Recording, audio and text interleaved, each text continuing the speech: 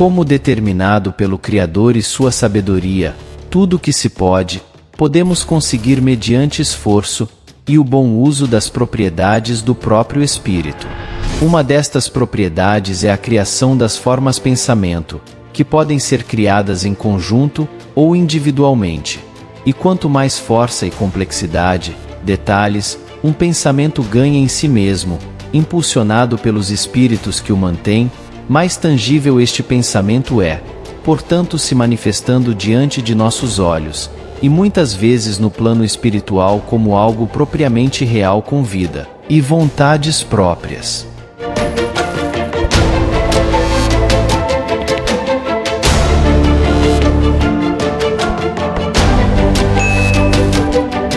Explico, porque sei que nem todos estão familiarizados com este conceito. Falando de maneira simples, se um autor monta um universo fictício, imaginário, e passa muito tempo montando ele, em todos os mínimos detalhes, então este autor já tem acesso a este universo em algum dos subníveis, dentro dos níveis padrão de vivência dos planos espirituais. Quando os seus leitores ou espectadores compram essa ideia, e passam a repeti-la muitas e muitas vezes entre si, mais e mais gente passa a ter acesso a este universo, criado a partir de uma mente, e que se torna cada vez mais tangível para qualquer um que se conectar mentalmente à ideia. No caso, se Monteiro Lobato criou o Sítio do Pica-Pau Amarelo, as gerações seguintes modificaram alguns conceitos, vários autores vieram para fazer suas opiniões ouvidas, e hoje em dia não há quem não saiba sobre o assunto, mesmo que vagamente, dentro da literatura brasileira.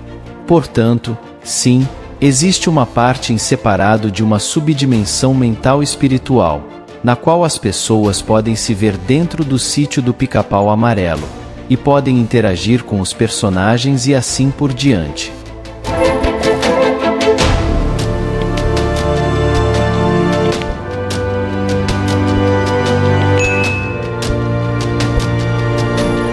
Fico extremamente feliz em poder dizer a vocês que é assim que a maior parte das histórias são contadas dentro de um determinado grau evolutivo em nosso planeta, e que muitos leitores encarnados, muita gente que vê filmes e séries, de fato chegam a acessar estes mini-universos durante a noite, quando estão fora da matéria, porque pensam demasiadamente no assunto, e para lá são transportados pelo subconsciente durante o repouso do corpo físico.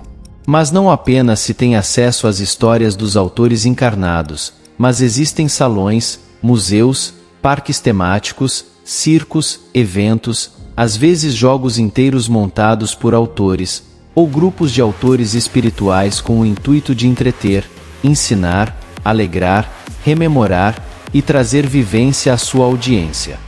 Estamos falando de entrar no mundo do Senhor dos Anéis, estamos falando de se encontrar com dinossauros frente a frente, estamos falando de assistir a grandes eventos históricos na pele dos próprios personagens, estamos falando de jogos de aventura em primeira pessoa, sem grandes necessidades de equipamentos técnicos, como vocês aí já adoram colocar os óculos de realidade virtual. Há muito que se explorar por essa intrínseca propriedade do espírito, de criar e recriar o universo em que habita.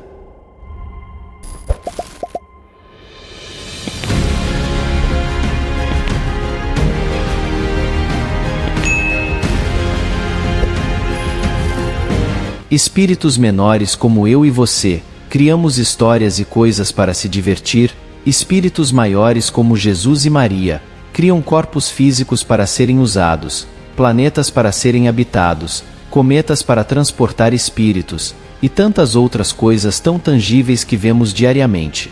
Luas, nuvens, os anéis dos planetas, as espécies novas que surgem a todo dia.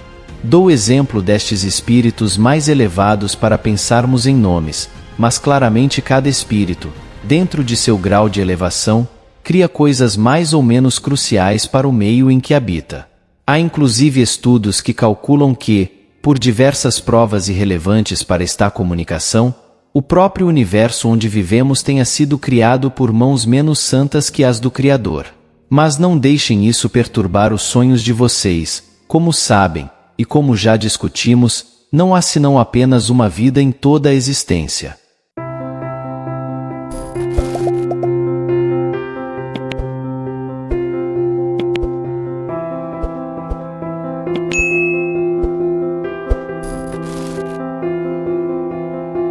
Portanto, meus amigos, se podemos viver em uma destas criações mentais por milênios ou milhões de anos, e pelo visto já vivemos dentro de uma, e cada um com sua mente constrói um pedacinho do universo em que vivemos. É que vocês, enquanto encarnados, não percebem que quando mineram as rochas, e fazem com elas processos para transformar em prédios, casas, de panelas a computadores, estão criando tanto com a mente quanto qualquer espírito fora da matéria pode criar. A única diferença é que a matéria de vocês é mais resistente ao pensamento de vocês, e mais fraco, por conta dos objetivos da encarnação na Terra, enquanto para nós a matéria é mais moldável, e o pensamento tem a mais forte. Criamos as formas e os pensamentos a todos os momentos, em conjunto ou solitários, e fazemos destes o nosso mundo com que compartilhamos a vida com as pessoas à nossa volta.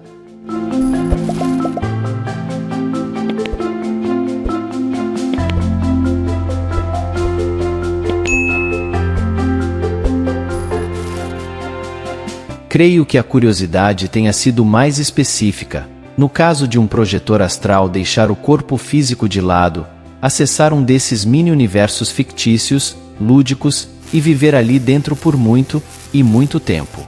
Ou então um espírito, alguém desencarnado que não precisa se preocupar em voltar ao corpo físico, e que pode ficar ali indefinidamente.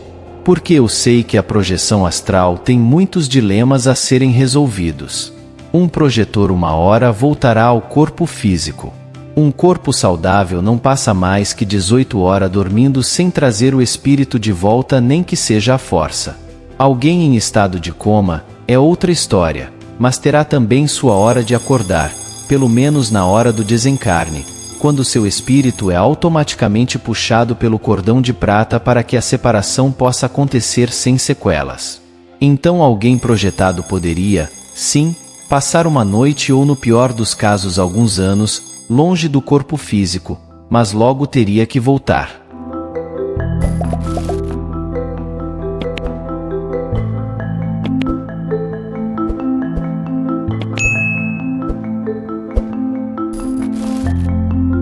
No caso de um espírito já liberto da matéria, este poderia, sim, em um ato negacionista, entrar em um universo como o sítio do Pica-Pau Amarelo e ficar ali para sempre. Existe um porém: estes mini-universos apenas se mantêm vivos enquanto alguém está alimentando a sua existência. Diferente dos espíritos mais elevados, exemplo, Jesus, cujas formas pensamentos se ancoram de modo semi-permanente na realidade comum a todos nós, as formas pensamento dos espíritos de nosso grau evolutivo são extremamente perecíveis. Tão logo se perca o interesse, começam a definhar.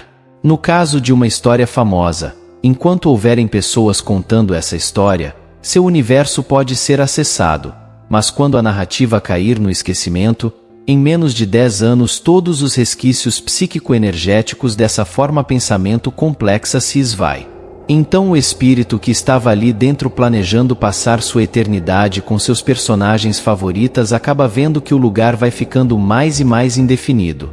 As personagens perdem as cores, seus conceitos vão ficando mais vagos e confusos, os cenários não parecem fazer mais sentido, até que aquele espírito ali dentro seja a única pessoa a manter aquela forma pensamento.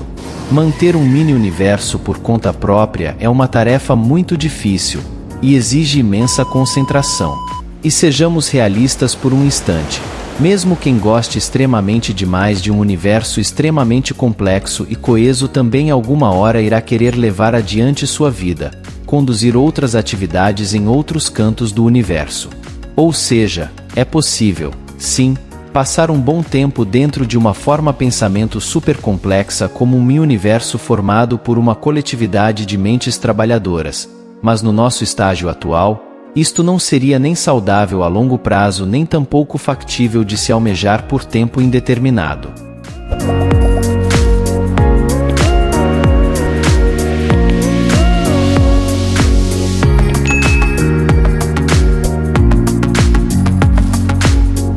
conceito é muito interessante e abre porta para inúmeras aplicações, inúmeras dúvidas e muita vontade de participar em primeira mão. Quisera eu poder fazer algo do tipo enquanto acordados no corpo físico, mas estejam certos de que, se já não conhecem tais cenários imersivos como espíritos libertos da matéria, ou como projetores astrais, vocês mais cedo ou mais tarde poderão encontrar estes cenários nos subplanos do umbral e até acima, nas dimensões superiores mais ou menos próximas. Como as histórias e narrativas têm ganhado força, estou certo de que a maioria já entrou em sonho projetivo num destes lugares tão fascinantes. Lembrem-se, é a coletividade das mentes que cria o cenário, e é a sua mente que sintoniza com ele.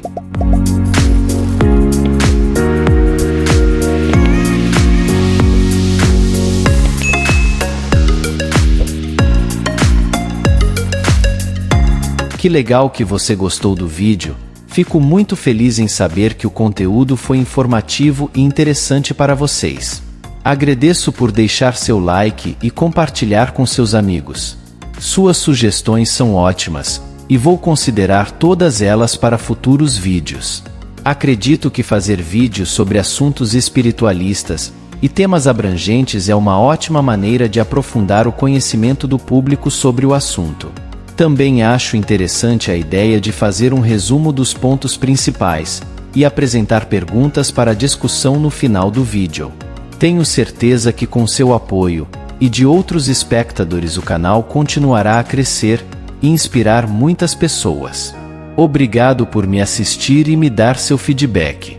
Como sempre, me coloco à disposição. Fiquem com Deus.